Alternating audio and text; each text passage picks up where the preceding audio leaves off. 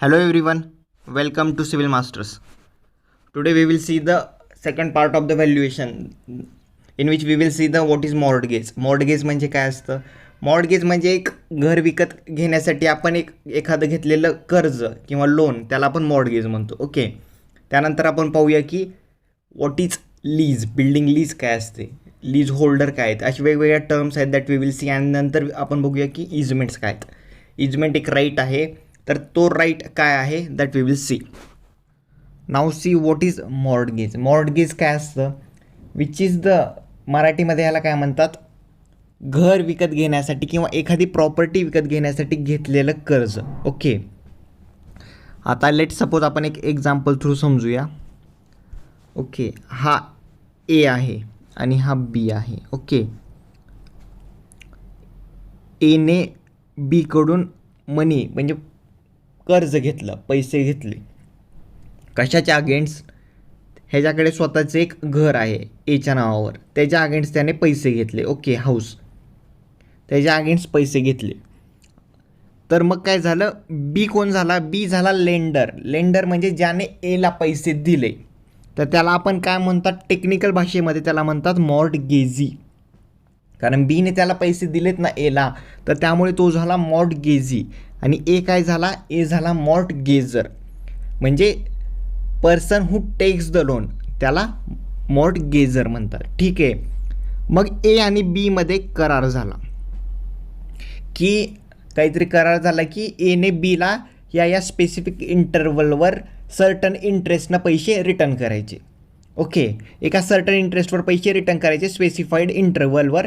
तेव्हा बी एचे जे घर आहे तो फ्री करेल. ओके, हा जो डॉक्युमेंट आहे, या डॉक्युमेंटला जो करार झाला त्यांचा, त्या डॉक्युमेंटला म्हणतात मॉर्टगेज डीड. काय म्हणतात?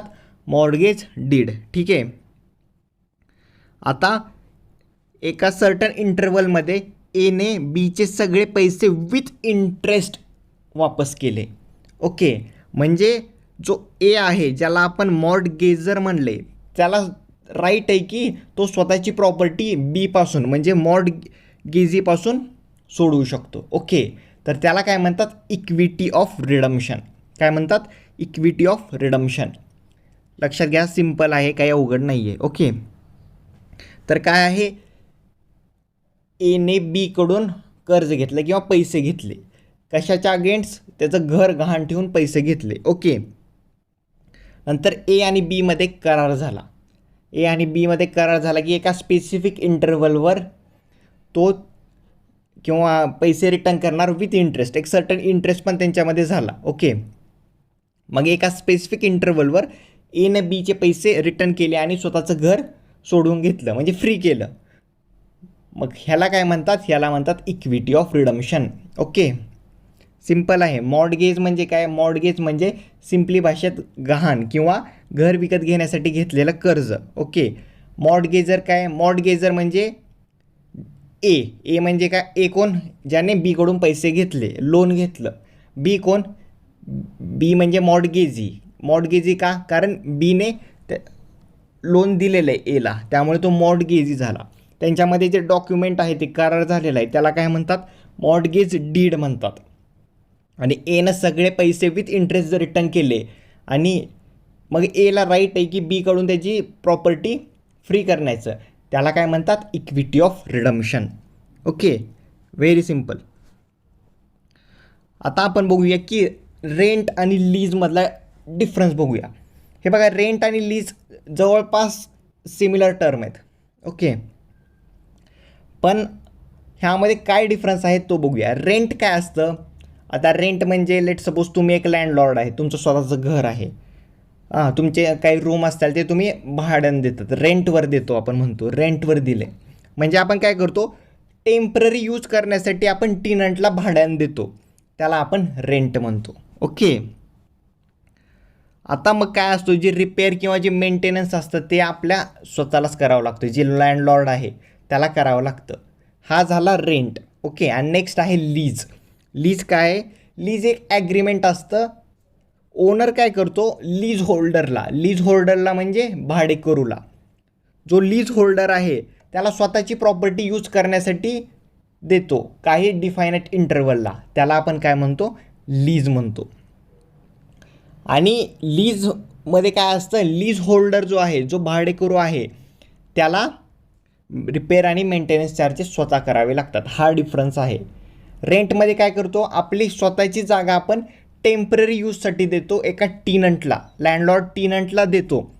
तर आणि जो रिपेअर आणि मेंटेनन्स जे आहे ते लँडलॉर्डलाच करावं लागतं, म्हणजे ओनरलाच करावं लागतं. पण लीजमध्ये काय असतं, लीजमध्ये एक ॲग्रीमेंट आहे, त्यामध्ये काय होतं, ओनर जी आहे, स्वतःची जी प्रॉपर्टी आहे ती लीज होल्डरला. आता लीज होल्डर काय आहे ते आपण बघूया. लीज होल्डर म्हणजे हू टेक्स द लीज, ज्याने लीजवर घेतली एखादी प्रॉपर्टी किंवा जागा, त्याला लीज होल्डर म्हणतात. ओके. तर ओनर स्वतःची जागा लीज होल्डरला काही डिफायनाइट इंटरवलसाठी यूज करायला देतो, त्याला लीज म्हणतात. पण या लीजमध्ये काय होतं, जो लीज होल्डर आहे त्यालाच रिपेअर आणि मेंटेनन्स मेंटेनन्सचं सगळं वर्क आहे ते त्याला स्वतःच करावं लागते. हा डिफरन्स आहे. ओके. आता आपण बघूया की what is freehold property आणि what is leasehold property. खूप इम्पॉर्टंट टर्म आहे, MPSCमध्ये सारखं विचारतात. हे बघा, ह्या दोन डिफरंट टर्म्स आहेत. फ्री होल्ड म्हणजे स्वतःच्या मालकीचा हक्क, जागा किंवा स्वतःच्या मालकीचा जो हक्क आहे त्या प्रॉपर्टीवर, तो ओनरचा असतो. म्हणजे काय, तिची संपूर्ण जागा आहे ती ॲब्सोल्यूट पोझेशन ऑफ द प्रॉपर्टी, ती ओनरचीच प्रॉपर्टी असते. तो कशाही प्रकारे यूज करू शकतो as per the government regulation. Okay. अशा प्रॉपर्टीला आपण फ्री होल्ड प्रॉपर्टी म्हणतो. फ्री होल्ड म्हणजे काय, सिम्पली मराठी भाषेत लक्षात ठेवा, स्वतःच्या मालकीची जागा. ओके. आता मग ओनर काय, ती त्या प्रॉपर्टीचा कसा यूज करू शकतो, तो जो आहे तो लीजवर पण देऊ शकतो. ओके. नेक्स्ट आहे लीज होल्ड प्रॉपर्टी. आता लीज होल्ड प्रॉपर्टी काय म्हणजे भाड्याने घेतलेली जागा. आता ओनर काय करतो, एक सर्टन टर्म्स आणि कंडिशनला स्वतःची जागा आहे तो भाड्याने देतो, म्हणजे लीजवर देतो. ओके. तर मग जो व्यक्ती आहे तो which is in the physical possession of that property for definite period. Okay. तर त्याला लीज होल्ड प्रॉपर्टी म्हणतात. लीज होल्ड म्हणजे काय, आता मी एक ओनर आहे, माझ्या मालकीची एक जागा आहे, मी एक दुसऱ्या व्यक्तीला लीजवर दिली, भाड्यानं दिली, तर त्याला काय म्हणतात, लीज होल्ड प्रॉपर्टी. आणि फ्री होल्ड म्हणजे owner which is in the absolute possession, स्वतःच्या मालकीची जी जागा आहे त्याला आपण फ्री होल्ड प्रॉपर्टी म्हणतो. आता नेक्स्ट टर्म आहेत lease or lease holder and lessor. Lease holder म्हणजे आता एक माझी स्वतःची जागा आहे. ओके. लेट सपोज माझी एक स्वतःची जागा आहे आणि मी ती प्रॉपर्टी एका दुसऱ्या व्यक्तीला लीजवर दिली. मग काय झालं, मी जो आहे, मी दिलेली आहे ना त्याला लीजवर, तर मी झालो लेजर.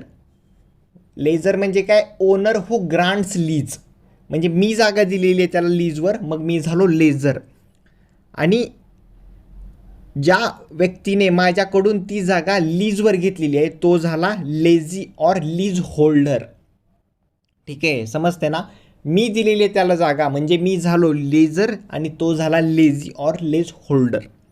ठीक आहे, म्हणजे मी भाड्याने दिली आणि तो झाला माझा भाडेकरू. ठीक आहे, समजते, काही अडचण. आता नेक्स्ट आहे डिफरंट टाईप्स ऑफ लीज असतात. त्यामध्ये कोणकोणत्या लीज आहेत, पहिला आहे बिल्डिंग लीज आणि ऑक्युपेशनल लीज. आता बिल्डिंग लीज आणि ऑक्युपेशन लीज काय असतं, एक सिम्पल सांगतो तुम्हाला. ओके. आता लेट सपोज हा एक प्लॉट आहे. ओके. हा प्लॉट माझा आहे. ओके. तर या प्लॉटवर मी काय केलं, मी हा प्लॉटच लीजवर दिला. लक्षात घ्या, मी हा प्लॉटच लीजवर दिला आणि to construct the some building किंवा काहीतरी करण्यासाठी. पण मी त्याच्या बदल्यात काय घेतोय, मी इयरली ग्राउंड रेंट घेतोय त्या पर्सनकडून. मी काय केलं, हा माझा प्लॉट आहे, माझ्या स्वतःच्या मालकीचा प्लॉट आहे, मी हा लीजवर दिला टू कन्स्ट्रक्ट द बिल्डिंग एका सर्टन व्यक्तीला. ओके. मग त्याच्या बदल्यात मी काय घेतोय, त्याच्या बदल्यात मी इयरली ग्राउंड रेंट घेतोय त्या लीज होल्डरकडून. ओके. मग काय करेल लीज होल्डर, काय करेल, तो स्वतःचे एक्सपेन्सेस यूज करून स्वतःचे तिथे एक बिल्डिंग कन्स्ट्रक्ट करेल. ओके. मग त्या बिल्डिंगमधून त्याला जे रेंट येतील ओके. ते रेंट तो यूज करेल मला त्याचं पेमेंट करण्यासाठी किंवा त्याचं इयरली ग्राउंड रेंट देण्यासाठी. ओके. तर हा करार 99 ते 999 इयरचा असू शकतो. 99 किंवा 999 कोणताही असू शकतो. पण जेव्हा ह्याचा लीज पिरियड संपेल तेव्हा ती जागा अँड त्यावरची जी कन्स्ट्रक्शन केलेलं आहे स्ट्रक्चर ते दोन्हीही माझ्या मालकीचं असेल. लक्षात येते. एखादा प्लॉट आहे. ओके. एखादा प्लॉट आहे तो मी प्लॉटच दिला भाड्याने. ओके. तो मग त्या प्लॉटच्या बदल्यात मी काही ग्राउंड रेंट घेईल दरवर्षी. ओके. मग लीज होल्डर काय करेल त्यावर म्हणजे जो पर्सन आहे तो त्यावर कन्स्ट्रक्ट करेल बिल्डिंग. त्याचं रेंट कन्स्ट्रक्ट करेल काहीतरी त्याचं जे रेंट आहे त्याचं रेंट हे त्याचं इन्कम असेल त्यावर त्यानं स्वतःचं इन्कम जनरेट करेल. कारण ॲटलिस्ट त्यानं त्याचे स्वतःचे एक्सपेन्सेस अशी तरी मॅनेज करायला पाहिजे की ॲटलिस्ट त्याला माझं ग्राउंड रेंट आणि स्वतःचं इन्कम तरी होईल. मग त्यावर तो त्याचे स्वतःचे इन्कम मॅनेज करेल आणि त्यानुसार तो मला ग्राउंड रेंट देईल जो आमचा करार झालेला आहे ठरल्याप्रमाणे. आणि असा करार असतो ते आता डिपेंड्स अपॉन द प्रॉपर्टी असतं. 99 वर्षाचा किंवा 999 वर्षाचा पण असू शकतो. आणि जेव्हा लीज पिरियड संपेल तेव्हा तो प्लॉट ॲज वेल ॲज ती जो प्रॉपर्टी आहे त्यावर त्यानं कन्स्ट्रक्ट केलेलं आहे ती दोन्हीही माझ्या मालकीची असेल. त्याला आपण बिल्डिंग लीज म्हणतो. ओके. म्हणजे बिल्डिंग लीजमध्ये आपण डायरेक्टली प्लॉटच लीजवर देतो. हे तुम्ही लक्षात घ्या. प्लॉटच लीजवर देतो आणि जेव्हा त्याचा पिरियड संपतो ते दोन्ही प्लॉट आणि त्यावरचं जे स्ट्रक्चर आहे त्या ओनरच्या मालकीचं होतं. ओके. नेक्स्ट आहे. आता आपण नेक्स्ट बघूया की बिल्डिंग लीज काय असते. ऑक्युपेशनल लीज काय असते. ओके. Occupation lease. ओके. आता हा माझा एक प्लॉट आहे. ओके. ह्यावर मी एक स्ट्रक्चर उभा केलं. आता मग मी काय केलं ते स्ट्रक्चर आहे ते मी लीजवर दिलं एका सर्टन पार्टीला एका डिफायनाइट इंटरवलवर ॲन्युअल रेंटनुसार. ओके. म्हणजे काय केलं मी एक माझा प्लॉट आहे त्यावर मी एक स्ट्रक्चर उभा केलं. ती प्रॉपर्टी आहे ती मी लीजवर दिली एका सर्टन पिरियडसाठी रेंटवर. ओके. लक्षात घ्या. सिम्पल डेफिनेशन आहे. बिल्डिंग लीज म्हणजे काय आपण एक प्लॉटच लीजवर देतो. जो ओनर आहे तो प्लॉटच लीजवर देतो. आणि ऑक्युपेशन लीजमध्ये काय होतं त्या प्लॉटवर तो ओनर स्वतः बिल्डिंग कन्स्ट्रक्ट करतो आणि तो स्ट्रक्चर भाड्याने देतो. ते स्ट्रक्चर लीजवर देतो. त्याला आपण ऑक्युपेशन लीज म्हणतो. आता त्या ऑक्युपेशन लीजमध्ये व्हेरियस टाईप्स ऑफ ऑक्युपेशन येऊ शकतात. त्यामध्ये फॅक्टरी येऊ शकते, त्यामध्ये ऑफिस येऊ शकतं, त्यामध्ये सिनेमा थिएटर वॉटेवर वेगवेगळे येऊ शकतात ऑक्युपेशन. ओके. बिल्डिंग लीज म्हणजे काय लँड देणं आणि ऑक्युपेशन लीज म्हणजे त्या लँडवर स्वतःची बिल्डिंग कन्स्ट्रक्ट करून ती स्ट्रक्चर देणं. एवढाच सिम्पल आहे, काय अवघड नाही. What is easement. Let suppose हा एक रोड आहे. ओके. इकडे सगळे प्लॉट आहेत. प्लॉट म्हणजे घर बांधलेले वगैरे आहेत. पूर्ण गजबजलेला एरिया आहे. इथे पण सगळ्यांनी बांधलेले आहेत आणि इथे एक प्लॉट रिकाम आहे. ओके. मग इथे मी एक जागा घेतली आणि मी निघून गेलो दुसऱ्या ठिकाणी. नंतर मला कळालं की माझ्या समोर एखाद्याने जागा घेतली आहे आणि तिथे तो आता स्वतःची बिल्डिंग कन्स्ट्रक्ट करणार आहे. ठीक आहे. पण मला माझ्या बिल्डिंगमध्ये जायचं आहे. आता मी कसं जाणार. इथे सगळे तर प्लॉट आहेत. मग हा जो इजमेंट काय म्हणतं हा जो ओनर आहे त्याला थोडी जागा सोडावी लागेल मला माझ्या प्रॉपर्टीचा एन्जॉय करण्यासाठी. कारण तो माझा राईट आहे माझ्या प्रॉपर्टीचा एन्जॉय करणं. मग इजमेंट काय म्हणतं rights and privileges which one owner of the property enjoys through over property of another म्हणजे काय ह्याच्या प्रॉपर्टीचा यूज करून मी स्वतःची प्रॉपर्टी एन्जॉय करतोय. ओके. त्याला इजमेंट म्हणतात. ठीक आहे. आता कोण आहे मी एन्जॉय करतोय property over the property of another. त्यामुळे मी झालो डॉमिनंट ओनर किंवा माझ्या प्रॉपर्टीला म्हणतात डॉमिनंट हेरिटेज. आणि कोणाच्या प्रॉपर्टीचा यूज करून दॅट इज ह्या प्रॉपर्टीचा. मग हा कोण झाला. हा झाला सर्व्हियंट ओनर आणि त्याची प्रॉपर्टी झाली सर्व्हियंट हेरिटेज. ठीक आहे. काय अवघड नाही आहे. आता हे जे इजमेंट असतं ते त्यामध्ये एक डॉक्युमेंट पण असतं किंवा हे 20 वर्षाचा पण करार असतो. ओके, तर हे असे सिम्पल डेफिनेशन्स आहेत, काही अवघड नाही आहे. आपण सुरुवातीला बघितलं मॉर्टगेज. मॉर्टगेज म्हणजे काय? घर विकत घेण्यासाठी घेतलेलं कर्ज. त्यामधले जे डेफिनेशन्स आहेत त्या लक्षात ठेवा, की मी तुम्हाला ते सांगितलं ए बी न लोन वगैरे, ते सिम्पल लक्षात ठेवा. नेक्स्ट होतं freehold property, leasehold property, building occupation. Building लीजमध्ये आपण काय करतो? आपण प्लॉट लीजवर देतो जो ओनर आहे, आणि ऑक्युपेशन लीजवर प्लॉटवर ज्या ओनरनं कन्स्ट्रक्शन केले तो ते स्ट्रक्चर लीजवर देतो. ओके, आणि नेक्स्ट आहे इजमेंट्स. ओके, तर असं सिम्पल आहे. असं आपलं व्हॅल्युएशन हे संपलेलं आहे. ओके, आपलं हे टेलिग्रामचं चॅनल आहे सिव्हिल मास्टर स्क्वॉड, तर ते तिथे तुम्ही जाऊन फॉलो करू शकता.